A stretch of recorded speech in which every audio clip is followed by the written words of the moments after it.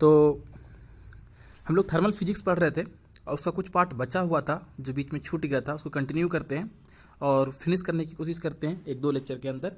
तो हम लोग एडियाबेटिक प्रोसेस देख लिए थे और उसके अंदर का वर्क डन निकालना, हीट ट्रांसफर निकालना, कैसे निकलता है, क्या होता है, कैसे इंटरनल एनर्जी निकलता है, वो सारे प्रोसेस हम लोग देख चुके थे। कैसे सोल्व होता है ये देख चुके थे और उसमें हम डायरेक्ट यूज किए थे कि अगर ये एडियाबेटिक प्रोसेस है तो पीवी के power gamma is equal to constant होगा। क्या प्रूव किया था कि पीवी के power gamma is equal to constant होगा। लेकिन ये आया कहां से ये मैं आपको नहीं बताया था, तो आज मैं ये बताने वाला हूं कि ये आया कहां से है। ओके ठीक है। तो according to the first law आपको पता है, क्या पता है कि जो हीट ट्रांसफर होता है वो किसके बराबर होता है? Change in internal energy plus work done के बराबर होता है। और आपको यह भी पता है कि प्रोसेस कौन सा है? एडियाबेटिक। प्रोसेस कौन सा है? एडियाबेटिक। और एडियाबेटिक प्रोसेस में हीट ट्रांसफर क्या होता है? जीरो। तो जब हीट ट्रांसफर जीरो हो गया तो क्या बचा हमको? du plus W is equal to zero. क्या बचा? du plus W is equal to zero.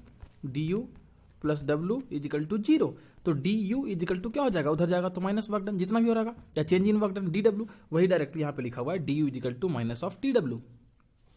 du, अरे बेटा इसमें तो कोई दिक्कत ही नहीं है, du तो हमेशा एनसीबी dt होता है, चाहे प्रोसेस कोई भी हो, हमारा प्रोसेस हो, आपका प्रोसेस हो, दुनिया का कोई भी प्रोसेस हो, हर जगह इंटरनल एनर्जी तो एनसीबी dt ही होता है। और वर्क डन माइनस था तो माइनस लिख दिया, और dw तो pdv होता ही है। ओके अब काम करो, pdv को उठा के लेफ्ट साइड में ले आओ तो क्या हो जाएगा? NCV dt plus pdv is equal to zero. That is your equation 1। You know pv is equal to nrt, pv is equal to nrt। अब डिफ्रेंशिएट कर दो तो क्या हो जाएगा? पार्शियली डिफरेंशिएट कर रहे हैं, ठीक है। तो एक बार p को बाहर रखेंगे और dv, एक बार v को बाहर dp, n कांस्टेंट है, r कांस्टेंट तो बाहर, और टेम्परेचर चेंज हो रहा है तो dt। So pdv plus vdp is equal to nr dt। अब हमने क्या किया? r को उठाया और r को उठा के इधर डिवाइड कर दिया, तो pdv plus vdp divided by r is equal to यहाँ क्या बचा? n dt। यहाँ से हमको एक और इक्वेशन मिल गया, कि pdv plus vdp divided by r is equal to n dt। अब इक्वेशन 1 आपके पास आया हुआ था, क्या क्या हुआ था? NCV dt plus pdv is equal to zero, और n dt अभी आप निकाल चुके हैं, n dt आप अभी निकाल चुके हैं। तो n dt के बदले ये वाला टर्म पुट कर दीजिए और इंटू सी भी कर दीजिए, plus pdv equal to zero कर दीजिए। तो आ जाइए तो कर दीजिए pdv plus vdp by R, pdv plus vdp divided by R into C भी plus pdv equal to zero. Equation 1 में सब्स्टिट्यूट कर दिया तो अंदर से अंदर सोल्व कर दिए। सी भी से पीडीवी में मल्टीप्लाई किया, ब्रैकेट ओपन कर रहे हैं, तो सी डीवी, तो C V into pdv divided by R plus C V into vdp divided by R plus pdv equal to zero. अब आर आर नीचे था तो एलसीएम ले लिया, तो क्या बच गया? C V pdv plus C V vdp plus R pdv equal to zero. R को उधर लेके चला गया तो जीरो, तो क्या बचा? पीडीवी देखो, पीडीवी देखो देखो देखो कहां पे? यहां पे पीडीवी इसमें भी है और pdv इसमें भी है, तो ये दोनों से हमने pdv और r दोनों में नीचे है तो pdv बाई r कॉमन ले लिया, तो इसमें क्या बचा? cv और इसमें प्लस r, तो cv प्लस r, और एक और बचा क्या रह गया था? cv by r plus vdv। अब pdv cv प्लस r। अब हम क्या कर रहे हैं? अब देखो हम क्या कर रहे हैं, अब फिर से नीचे एलसीएम अगर ले लेंगे, अगर नीचे हम एलसीएम ले लेंगे तो इसको ऐसे लिख सकते हैं क्या? pdv into C V plus R plus C V vdp, और पूरा सिस्टम के divided by R equal to zero. अब आर उधर चला जाएगा तो इक्वल टू जीरो हो जाएगा तो ये खत्म हो गया ना। इक्वल टू में क्या बचा है? अभी इक्वल टू में क्या बच गया? अब जीरो। अब इस वाले टर्म को उठा के उधर लेके चले जाओ तो वही बच गया, pdv into C V plus R is equal to minus of C V into vdp। हमको पता है कि cp माइनस सी क्या होता है? r, तो cp इजिकल टू क्या हो जाएगा? सी वी प्लस आर। पुट कर दो cp के बदले, सी वी प्लस आर के बदले cp पुट कर दो, तो यहां पे क्या हो गया? pdv C V plus R is equal to minus C V into vdp, C V into vdp। अब pdv था तो pdv लिख दिया, और cv प्लस आर के बदले क्या लिख सकते हो? cv प्लस आर के बदले क्या लिख दिया? cp is equal to minus cv vdp। ये वाले cv को उठा के इधर लेके आ गए हैं, तो इधर क्या बचेगा सिर्फ माइनस ऑफ वीडीपी, तो वही तो है माइनस ऑफ वीडीपी। और यहाँ पे सीवी प्लस आर के बदले सीपी लिख दिया है, तो देखो सीपी लिख दिया है, तो यहाँ पे हो गया हमारा सीपी, ये सीबी इधर आ गया, तो CP by CV PDV is equal to minus of VDP. अब सीपी बाई सीबी गामा होता है, एडियाबेटिक इंडेक्स होता है, तो सीपी बाई सीबी के बदले गामा पुट कर दिया, अंदर क्या बचा पीडीबी, इधर क्या बचा माइनस वीडीपी। अब भी को उठा के इधर ले गया, पी को उठा के उधर ले गया, तो क्या बचा गामा डीबी बाई वी, उधर क्या बचा माइनस डीपी बाई पी। अब इंटीग्रेशन कर दिया इनिशियल वॉल्यूम से फाइनल वॉल्यूम, चूंकि वॉल्यूम का फंक्शन था, ये प्रेशर का फंक्शन था, तो इनिशियल प्रेशर से फाइनल प्रेशर, तो ये क्या हो गया ln of V F by V I, इधर क्या हो गया ln of P F by P I, simple integration था। अब इसको लिख सकते हैं गामा को ln V F power gamma, ये तो था ही, ln दोनों तरफ कैंसिल हो गया, तो V F by V F power gamma is equal to P I by P F.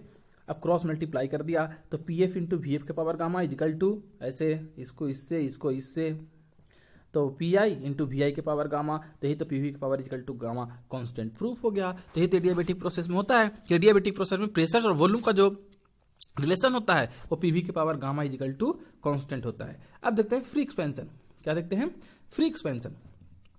तो फ्री एक्सपेंशन में जब भी तीन चीज दिमाग में रखना, कितने चीज, तीन चीज दिमाग में रखना, क्या कि एक तरफ वैक्यूम हो, क्या दिमाग में रखना कि एक तरफ क्या हो वैक्यूम हो, पूरा खाली हो, और मतलब वैक्यूम हो, एयर भी नहीं हो, कुछ नहीं हो, एक तरफ क्या हो वैक्यूम हो और एक तरफ कुछ गैस भरा हो, पहला। दूसरा कि जो पिस्टन हो, ये जो पिस्टन हो वो लाइट वेट हो, ये जो पिस्टन क्या हो लाइट वेट हो और फ्री टू मूव हो, क्या हो फ्री टू मूव हो। और तीसरा कि जो चैम्बर हो, ये जो चैम्बर है वो इंसुलेटेड और इंसुलेटेड लिखा हो या आइसोलेटेड लिखा हो। तो अगर कोई न्यूमेरिकल में तीन चीज लिखा है जिसमें दो कंपार्टमेंट हो और दो कंपार्टमेंट में एक वाला कंपार्टमेंट वैक्यूम हो कोई भी और एक कंपार्टमेंट में गैस भरा हो, दूसरा पिस्टन वेटलेस हो और मूव कर ले फ्री, और तीसरा कि ये जो चैम्बर है वो चैम्बर के बारे में या तो इंसुलेटेड लिखा हो नहीं तो आइसोलेटेड लिखा हो। अगर ऐसा चीज लिखा हो और फिर बोल रहा हो कि इसको हटा दिया या कुछ भी कर दिया, तो ऐसे में जो प्रोसेस होगा उसको हम लोग फ्री एक्सपेंशन कहेंगे। क्या कहेंगे फ्री एक्सपेंशन। तो समझ जाओगे ना कि फ्री एक्सपेंशन किसको कहेंगे। नीचे लिख भी दिया हूं, क्या लिख दिया हूं, देखो जब भी ये तीन चीज दिया हो, क्या दिया हो कि चैम्बर इंसुलेटेड है, पिस्टन वेटलेस है या फ्री टू मूव है, and one end is vacuum और एक इंड कैसा है वैक्यूम है, देन आंख बंद करके फ्री एक्सपेंशन का केस समझना है। क्या समझना है फ्री एक्सपेंशन का केस समझना है। अब देखो इसमें तो गैस ही नहीं भरा है, इसमें कुछ गैस भरा है क्या, इस तरफ कुछ गैस भरा है नहीं भरा हुआ है, इस तरफ गैस नहीं भरा हुआ है। इसका मतलब है कि ये जो गैस अगर बढ़ेगा तो इसको इसके अगेंस्ट कोई, इसके अगेंस्ट देखो ये वाला वैक्यूम है, ये वाला क्या है वैक्यूम है। अगर ये वैक्यूम है और ये भरा हुआ है, ये वैक्यूम है और ये भरा हुआ है, देख लो ये वाला क्या है वैक्यूम और ये वाला क्या है भरा हुआ है। अब अगर ये गैस एक्सपेंड होगा या कुछ भी होगा या पिस्टन इधर मूव करेगा तो गैस को कुछ वर्क करना पड़ेगा क्या, नहीं करना पड़ेगा, क्योंकि यहां अपोजिशन करने वाला तो कुछ चीज है ही नहीं। अगर यहाँ पे गैस भरा होता तब तो आप पोजीशन करता हो, इधर दबाता तो इसको एक्स्ट्रा वर्क करना पड़ता है, कुछ भी करना पड़ता, लेकिन यहाँ पे तो कुछ भरा ही नहीं है, तो यहाँ पे तो वर्क कुछ करना ही पड़ेगा नहीं पड़ेगा, तो इसके द्वारा जो वर्क डन होगा वो जीरो वर्क डन होगा। तो फ्री एक्सपेंशन के केस में वर्क डन क्या होता है जीरो होता है, ठीक है। तो वही लिखा हुआ है। देखो पिस्टन के दूसरी तरफ वैक्यूम है तो कोई भी पिस्टन को अपोज करने वाला नहीं है, इसलिए वर्क डन क्या होगा जीरो होगा। तो does not have anything to oppose, इसलिए वर्क डन क्या हो गया जीरो। और क्योंकि इंसुलेटेड था तो डेल्टा क्यू भी क्या हो गया जीरो। तो according to the first law you know delta Q is equal to D U plus W. तो भैया वर्क डन जीरो, क्योंकि अपोज करने वाला कोई नहीं है, डेल्टा क्यू जीरो, चूंकि इंसुलेटेड है तो delta U is equal to zero. और डेल्टा यू का फॉर्मूला क्या होता है एन सी भी डेल्टा टी, तो एन तो जीरो होगा नहीं, सी भी तो जीरो होगा नहीं, तो जीरो क्या होगा डेल्टा टी, तो डेल्टा टी भी क्या होगा जीरो। तो in case of free expansion delta Q is zero, work done is zero और change in temperature is zero. तो इतने सारे बात अगर पता है तो फ्री एक्सपेंशन भैया खत्म हो गया। तो डेल्टा टी जीरो मतलब टी कांस्टेंट हो गया। डेल्टा टी क्या होता है T final minus T initial equal to zero, मतलब दोनों सेम है, मतलब टेम्परेचर क्या हो गया कांस्टेंट। और जब टेम्परेचर कांस्टेंट हो गया तो प्रोसेस कौन सा हो गया आइसोथर्मल। और आइसोथर्मल को हम लोग कैसे लिखते हैं PV is equal to constant, मतलब P F V F is equal to P I V I. तो ये हमारा फ्री एक्सपेंशन के केस में आंख बंद करके लगाना है, ठीक है।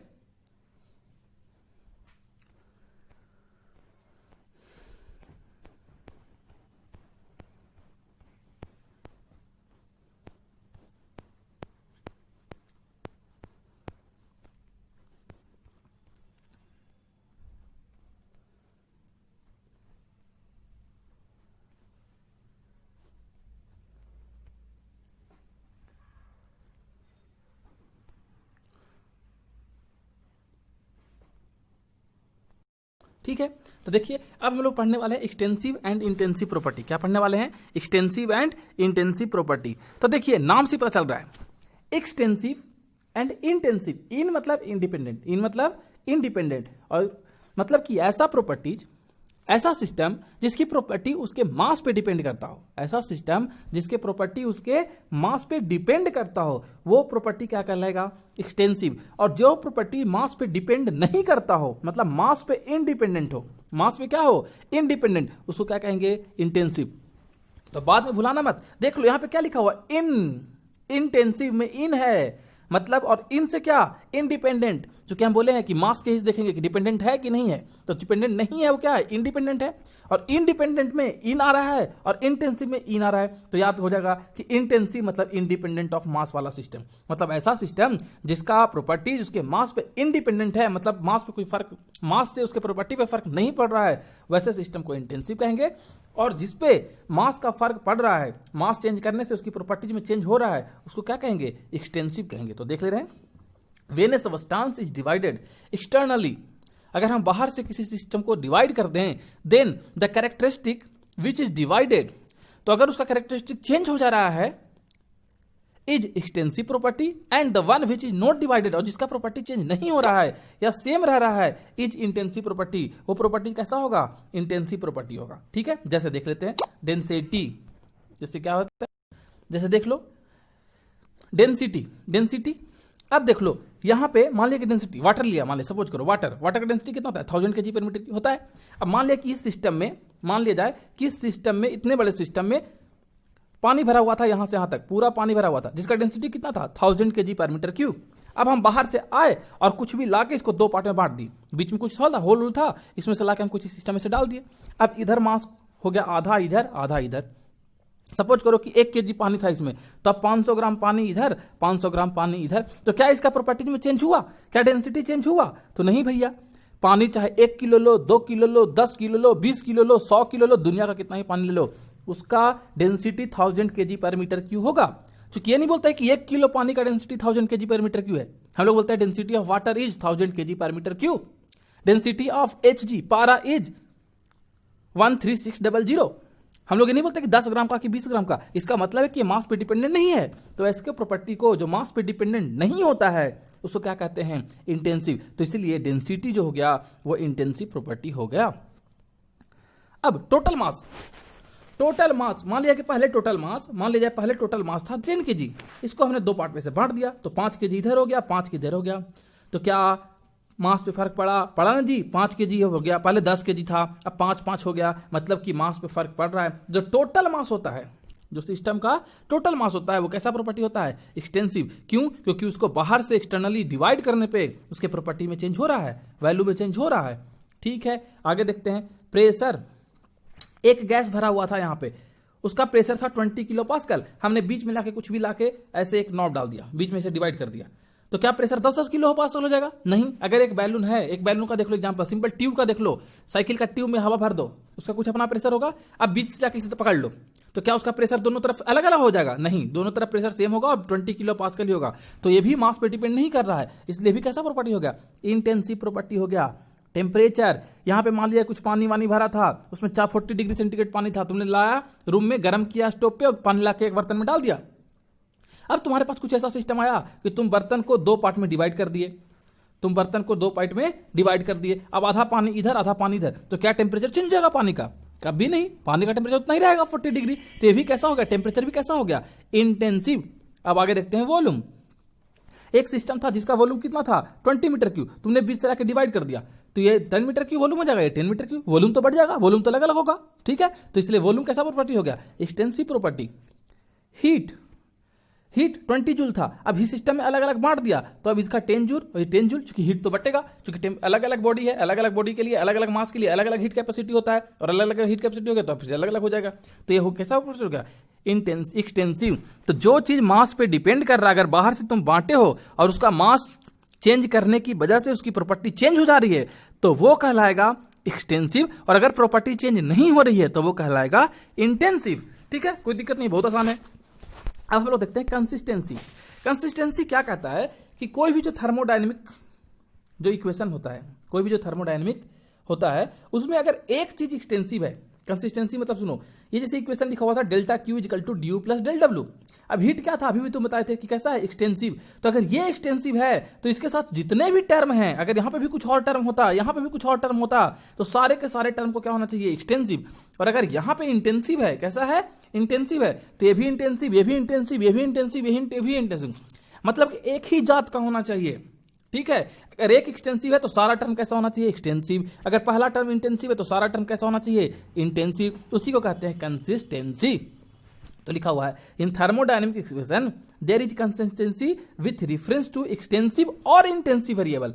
कोई जरूरी नहीं कि एक्सटेंसिव ही सारा हो, सारा इंटेंसिव भी हो सकता है, लेकिन कोई एक ही होना चाहिए। अगर एक एक्सटेंसिव है तो सारा एक्सटेंसिव, अगर एक इंटेंसिव है तो सारा intensive. Either all the quantity should be extensive or all the quantity should be intensive. This is called consistency. ठीक है, तो कंसिस्टेंसी के बारे में पूछेगा तो ये देख लेना। ठीक है, अब हम लोग देख रहे हैं थर्मल इक्विलिब्रियम, थोड़ा सा है thermal equilibrium. Thermal equilibrium of a single system, thermal equilibrium between two system, ये देखने वाले हैं। तो देखिए thermal equilibrium of A system, मान लिया जाए क्या लिखा है पहले बताते हैं। इन ए क्लोज सिस्टम, कोई एक क्लोज सिस्टम है, when pressure volume and temperature are stable that is over the time no changing then system is said to be in thermal equilibrium. अब देखो क्या हो रहा है, मान लिया कि इसके सिस्टम के अंदर एक प्रेशर था, एक वॉल्यूम था, एक टेम्परेचर था। ठीक है, थोड़ी देर के बाद मान लिया कुछ चेंज हुआ, प्रेशर वॉल्यूम टेम्परेचर, एक्सपेंशन की वजह से, कंप्रेशन की वजह से कुछ भी चेंज हुआ, बट एक बार चेंज हो गया, उसके बाद तुमने घड़ी में देखा, नोट किया, देखा कि इसमें इतना प्रेशर है, इतना वॉल्यूम है, इतना टेम्परेचर है। तुमने नोट कर लिया कि pressure is equal to 10 kilo pascal आया है, volume is equal to 10 metre cube आया है, और टेम्परेचर 100 केल्विन है फॉर एग्जांपल। अब तुमने घड़ी बंद कर दिया, 2 सेकंड बाद देखा तब भी प्रेशर 10 किलो था, पास्कल था, वॉल्यूम 10 मीटर क्यूब था, और टेम्परेचर 100 केल्विन था। तुमने 10 सेकंड बाद देखा तब भी प्रेशर इतना था, वॉल्यूम इतना ही था, टेम्परेचर था। तुमने 20 सेकंड बाद देखा तब भी प्रेशर इतना था, वॉल्यूम इतना था, टेम्परेचर इतना था। मतलब टाइम के साथ अब ये चेंज नहीं हो रहा है, पहले जो भी था, बट एक बार सेट हो गया, एक बार प्रोसेस अपने फाइनल पोजीशन पे आ गया कि इतना प्रेशर, इतना वॉल्यूम, इतना टेम्परेचर, और उसके बाद टाइम के साथ वो चेंज नहीं हो रहा है, तो ऐसे सिस्टम को कहते हैं thermal equilibrium of a single system. क्या कहते हैं, thermal equilibrium of a single system. मतलब ना ही तो प्रेशर चेंज होना चाहिए, ना ही तो वॉल्यूम चेंज होना चाहिए, और ना ही टेम्परेचर चेंज होना चाहिए। अगर टाइम के साथ प्रेशर, वॉल्यूम, टेम्परेचर तीनों में से कुछ भी चेंज नहीं हो रहा है, तो ऐसे सिस्टम को हम लोग कहते हैं thermal equilibrium of a single system. अगर कोई भी एक चेंज होगा तो थर्मल इक्विलिब्रियम में नहीं कहलाएगा। लेकिन अगर दो सिस्टम की बात करते हैं, thermal equilibrium of a two system, तो इसमें सिर्फ हम टेम्परेचर की बात करते हैं। किसकी बात करते हैं, टेम्परेचर की। इसमें प्रेशर और वॉल्यूम से हमको मतलब नहीं है। अगर सिंगल सिस्टम है तभी हम प्रेशर, वॉल्यूम, टेम्परेचर तीनों की बात करेंगे, लेकिन अगर दो सिस्टम के बीच में हम देखेंगे तो वहां पे सिर्फ टेम्परेचर की बात करेंगे। जैसे मान लिया जाए कि इसका प्रेशर, इसका कुछ प्रेशर था P1, इसका कुछ अपना था वॉल्यूम V1, और इसका कुछ अपना टेम्परेचर था T1। इसमें कुछ अपना प्रेशर था P2, यहां था वॉल्यूम V2, यहां था टेम्परेचर T2। ठीक है, और यहां पे हमने एक डाइथर्मिक बाल लगा दिया। मान लिया जाए कि यहां पे टेम्परेचर ज्यादा था और यहां पे टेम्परेचर कम था, तो क्या होगा, हाई टेम्परेचर से लो टेम्परेचर में हीट ट्रांसफर होने लगेगा, और यहां पे हीट जाने लगेगा। हीट जाता रहेगा, जाता रहेगा, जाता रहेगा, लेकिन कब तक हीट जाएगा, जब तक कि दोनों का टेम्परेचर सेम ना हो जाए। क्योंकि हीट ट्रांसफर का ही तो डिफिनेशन है कि हीट ट्रांसफर टेम्परेचर डिफरेंस की वजह से होता है। अगर दोनों का टेम्परेचर सेम हो जाएगा, ए चैम्बर और बी चैम्बर का टेम्परेचर सेम हो जाएगा, तो हीट ट्रांसफर होना बंद हो जाएगा। तो एक समय आएगा कि इसका टेम्परेचर घटता जाएगा और इसका टेम्परेचर बढ़ता जाएगा, क्योंकि यहां से हीट निकल के इसमें आ रहा है। तो एक समय आएगा कि T1 और T2 दोनों बराबर हो जाएगा, और उस टाइम पे हीट ट्रांसफर होना बंद हो जाएगा। और जब हीट ट्रांसफर होना बंद हो जाएगा तब हम कहेंगे कि जो सिस्टम है वो थर्मल इक्विलिब्रियम में है। सिस्टम किसमें है, थर्मल इक्विलिब्रियम। लिखा हुआ है two system in a contact through diathermic wall are set to be in thermal equilibrium when no exchange of heat energy is taking place. और हीट एनर्जी कब change नहीं होगा, जब दोनों का टेम्परेचर सेम हो जाए। तो अगर दो बॉडी को एक साथ रखा गया है और दोनों बॉडी का टेम्परेचर अगर सेम हो जाए तो कहेंगे कि वो सिस्टम या वो बॉडी दोनों किसमें है, थर्मल इक्विलिब्रियम में है। ठीक है, okay. Zeroth law of thermodynamics, zeroth law of thermodynamics से ही हमको टेम्परेचर का डिफिनेशन मिला था। ठीक है, तो जीरोथ लॉ ऑफ थर्मोडायनेमिक्स क्या बोलता है कि अगर कोई एक सिस्टम है ए, एक सिस्टम है बी और एक सिस्टम है सी। एक सिस्टम है ए, एक सिस्टम है बी, एक सिस्टम है सी। बोल रहा है कि अगर ए बी के साथ इक्विलिब्रियम में है, ए बी के साथ इक्विलिब्रियम में है सेपरेटली, और बी अगर सी के साथ इक्विलिब्रियम में है सेपरेटली, तो ए और सी थर्मल इक्विलिब्रियम में होगा। ये अगर इसके साथ इक्विलिब्रियम में है और बी अगर सी के साथ है तो ए और सी 100% इक्विलिब्रियम में होगा। इसी को हम लोग कहते हैं जीरोथ लॉ ऑफ थर्मोडायनेमिक्स। क्या कहते हैं? Zeroth law of thermodynamics. तो बोल रहा है two system with thermal equilibrium with a third system separately और in thermal equilibrium with each other. अब वहां थर्मल इक्विलिब्रियम है, थर्मल इक्विलिब्रियम मतलब अब ए बी सी तीनों का टेम्परेचर क्या हो जाएगा? सेम हो जाएगा। तो इसी को कहते हैं थर्मल इक्विलिब्रियम। अगर ए बी के साथ थर्मल इक्विलिब्रियम में है, स्टार्टिंग में ए और बी को कनेक्ट किए थे और ए का जो टेम्परेचर था वही बी का हो गया था थोड़ा देर बाद, फिर सी को किया तो बी का जो टेम्परेचर था वही सी का हो गया और ये ऑलरेडी कनेक्टेड था, तब ए बी सी तीनों का टेम्परेचर सेम होगा। ऐसा जीरोथ लॉ में बोला गया था और ऐसा होता भी है। ठीक है, तो आगे क्या लिखा? Zeroth law discuss about flow of heat energy. Definitely temperature के बारे में बात कर रहा है तो हीट एनर्जी के फ्लो के बारे में बात कर रहा है। And it's give the concept of temperature. तो जो टेम्परेचर का कॉन्सेप्ट आया था वो कौन दिया था? Zeroth law of thermodynamics. आगे है temperature is a physical quantity which decide the direction of flow. सही बात है, जिधर हाई टेम्परेचर रहेगा उधर से हीट निकलेगा और जिधर लो टेम्परेचर होगा उसमें हीट जाएगा। When two body are in contact and it is responsible to bring about thermal equilibrium। और क्योंकि एक बार हीट ट्रांसफर होने लगा, जिसका हाई टेम्परेचर था जिससे हीट निकल रहा था उसका टेम्परेचर घटेगा और जिसमें हीट जा रहा था लो टेम्परेचर वाले में उसका टेम्परेचर बढ़ेगा और एक समय आएगा कि दोनों का टेम्परेचर सेम हो जाएगा और यही को थर्मल इक्विलिब्रियम कहते हैं। वही तो लिखा हुआ है। तो इस तरह से आज हमारा यहाँ पे फिनिश करता हूं मैं इसको। ठीक है।